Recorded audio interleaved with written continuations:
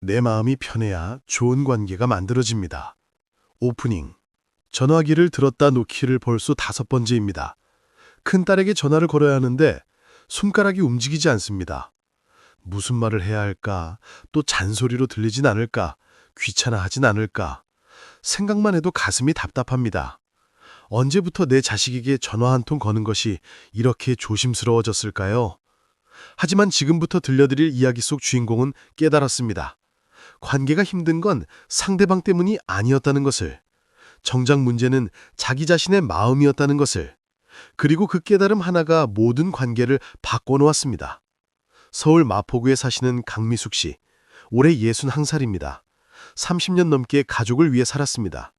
남편 뒷바라지, 자식 키우기, 시부모 봉양, 자신을 위한 시간은 없었습니다. 하지만 그것이 당연하다고 생각했습니다. 엄마니까, 아내니까, 며느리니까. 자식들이 모두 독립하고 남편이 정년퇴직을 했습니다. 이제 부부만 남았습니다. 강미숙 씨는 생각했습니다. 이제 좀 편하게 살 수 있겠구나. 내가 하고 싶은 일을 하며 살 수 있겠구나. 하지만 현실은 달랐습니다. 큰딸은 일주일에 한 번씩 전화를 했습니다. 하지만 대화는 언제나 짧았습니다. 안부를 묻고 건강은 어떤지 물어보고 그게 끝이었습니다. 강미숙 씨는 더 이야기하고 싶었습니다. 요즘 무슨 일을 하는지, 고민은 없는지, 힘든 건 없는지. 하지만 물어보면 딸은 귀찮아했습니다. 엄마 걱정 말라고, 자긴 괜찮다고, 바쁘니까 끊어야 한다고. 아들은 더했습니다. 한 달에 한 번 통화하면 다행이었습니다.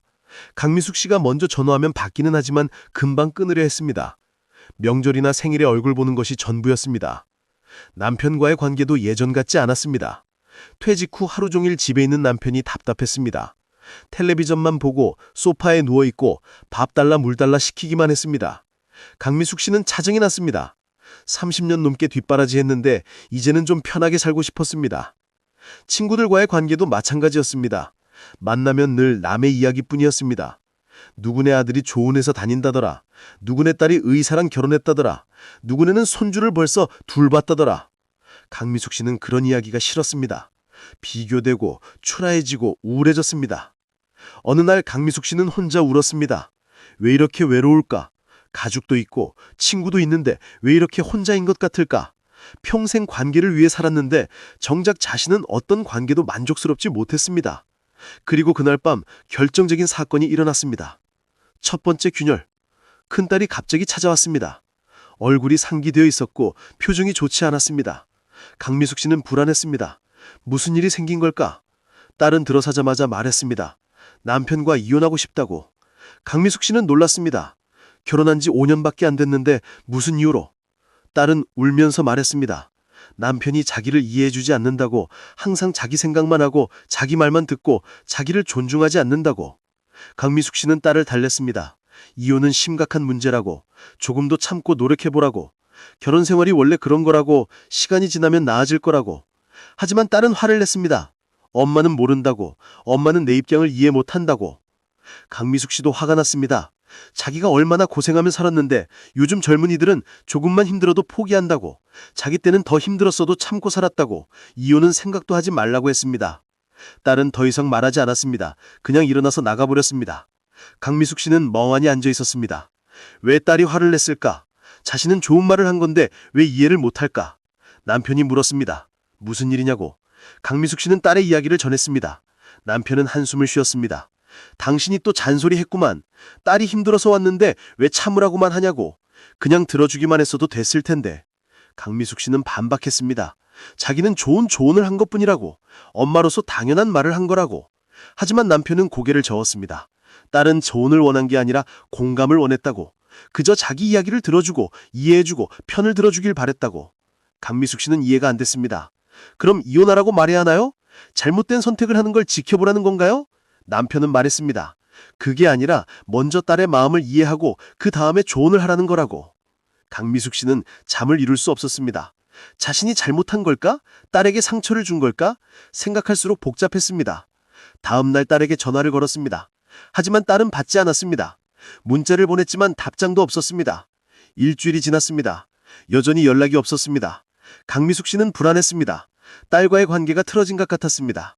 무엇을 어떻게 해야 할지 몰랐습니다. 그러던 어느 날 우연히 심리상담센터 광고를 봤습니다. 가족관계 상담. 강미숙 씨는 고민 끝에 전화를 걸었습니다. 상담의 시작. 상담사는 중년 여성이었습니다. 부드러운 목소리로 강미숙 씨의 이야기를 들었습니다. 딸과의 갈등, 남편과의 불편함, 친구들과의 관계, 모든 것을 쏟아냈습니다. 1시간 동안 말하고 나니 마음이 조금 가벼워졌습니다. 상담사가 물었습니다. 이 모든 관계에서 공통점이 뭔지 아시냐고. 강미숙 씨는 고개를 저었습니다. 상담사는 말했습니다. 모두 강미숙 씨가 마음이 불편한 관계라고. 딸과 대화할 때도 불편하고, 남편과 있을 때도 불편하고, 친구들과 만날 때도 불편하다고. 강미숙 씨는 인정했습니다. 맞다고, 모든 관계가 불편하다고. 왜 그런지는 모르겠지만 항상 긴장되고 조심스럽고 피곤하다고. 상담사는 설명했습니다. 그 이유는 강미숙 씨가 자기 자신을 돌보지 않았기 때문이라고. 평생 다른 사람을 위해 살았지 정작 자신을 위해선 살지 않았다고. 그래서 마음이 늘 비어있고 채워지지 않고 불편한 것이라고. 강미숙 씨는 이해가 안 됐습니다. 자기를 돌본다는 게 무슨 뜻인가요? 상담사가 물었습니다. 강미숙 씨는 무엇을 좋아하시나요? 어떤 것이 행복하나요? 무엇을 할 때 마음이 편안하나요? 강미숙 씨는 대답하지 못했습니다. 생각해 본 적이 없었습니다. 자신이 무엇을 좋아하는지, 무엇이 행복한지, 그저 가족이 좋아하는 것, 가족이 원하는 것만 생각하며 살았습니다. 상담사는 말했습니다. 그게 문제라고. 자기 자신을 모르는데 어떻게 마음이 편할 수 있겠냐고. 마음이 불편한데 어떻게 좋은 관계를 만들 수 있겠냐고. 내 마음이 먼저 편해야 다른 사람에게도 편안함을 줄 수 있다고. 강미숙 씨는 그제서야 깨달았습니다. 자신이 왜 모든 관계에서 힘들었는지, 자기 자신이 행복하지 않았기 때문에 다른 사람을 행복하게 할 수 없었던 것입니다. 마음이 채워지지 않았기 때문에 다른 사람에게서 채우려고 했고 그것이 부담이 되었던 것입니다. 상담사는 숙제를 내주었습니다. 일주일 동안 자기 자신을 위한 시간을 하루에 1시간씩 가지라고. 자기가 좋아하는 것을 하라고. 누구를 위한 것도 아닌 오직 자신만을 위한 시간을 가지라고. 강미숙 씨는 집으로 돌아왔습니다. 막막했습니다. 자기가 좋아하는 게 뭔지도 모르는데 어떻게 하라는 건가. 하지만 해보기로 했습니다. 변화의 시작. 첫날 강미숙 씨는 오래된 사진첩을 꺼냈습니다. 결혼 전 사진들을 보며 젊은 시절의 자신을 떠올렸습니다. 그때 자신은 무엇을 좋아했을까? 생각해보니 그림 그리기를 좋아했습니다. 미대에 가고 싶었지만 집안 형편 때문에 포기했습니다. 강미숙 씨는 문방구에 가서 스케치북과 색연필을 샀습니다. 집에 돌아와 창가에 앉아 그림을 그리기 시작했습니다. 창가풀 풍경을, 화분의 꽃을 아무거나 그렸습니다. 서툴렀지만 마음이 편안했습니다. 둘째 날 음악을 들었습니다. 젊은 시절에 좋아하던 노래들을 찾아 들었습니다. 옛 추억이 떠올랐습니다. 친구들과 놀러 다니는 시절, 연애하던 시절, 꿈이 많았던 시절. 눈물이 났습니다. 그때 자신은 어디로 갔을까? 셋째 날 산책을 나갔습니다. 혼자서 아무 목적 없이 동네 공원을 천천히 걸었습니다. 꽃도 보고 나무도 보고 하늘도 보았습니다. 아무 생각도 하지 않으려 했습니다. 그저 걷기만 했습니다. 마음이 차분해졌습니다. 넷째 날 책을 읽었습니다. 오래전부터 읽고 싶었던 소설을 샀습니다. 커피를 마시며 책장을 넘겼습니다. 이야기 속으로 빠져들었습니다. 시간 가는 줄 몰랐습니다. 다섯째 날 요리를 했습니다. 하지만 이번에는 달랐습니다. 가족을 위한 요리가 아니라 자신이 먹고 싶은 음식을 만들었습니다. 좋아하는 파스타를 만들어 예쁜 그릇에 담아 천천히 음미하며 먹었습니다. 행복했습니다. 일주일이 지나고 다시 상담을 받으러 갔습니다. 상담사가 물었습니다. 어떠셨냐고. 강미숙 씨는 대답했습니다. 처음엔 어색했지만 점점 좋아졌다고. 자기 자신과 시간을 보내는 것이 이렇게 편안한 줄 몰랐다고. 상담사는 웃으며 말했습니다. 그것이 시작이라고. 이제부터가 진짜라고. 자기 자신을 알아가고 자기 마음을 돌보고 자기를 사랑하는 법을 배워야 한다고. 그리고 더 중요한 것을 알려주었습니다. 경계 설정하기. 상담사는 말했습니다. 자기를 돌보는 것만큼 중요한 것이 경계 설정이라고. 다른 사람의 문제와 자신의 문제를 구분하고 할 수 있는 것과 할 수 없는 것을 구분하고 책임질 것과 책임질 수 없는 것을 구분해야 한다고. 강미숙 씨는 물었습니다. 그게 무슨 뜻인가요? 상담사는 설명했습니다.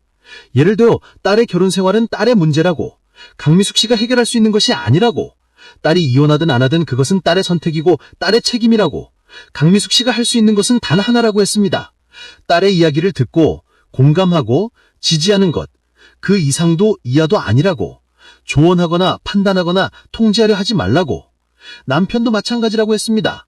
남편이 하루 종일 집에 있든 텔레비전을 보든 그것은 남편의 선택이라고. 강미숙 씨가 바꿀 수 있는 것이 아니라고. 대신 강미숙 씨는 자신의 시간을 지키면 된다고. 남편 때문에 자신의 시간을 포기하지 말라고. 친구들도 마찬가지라고 했습니다.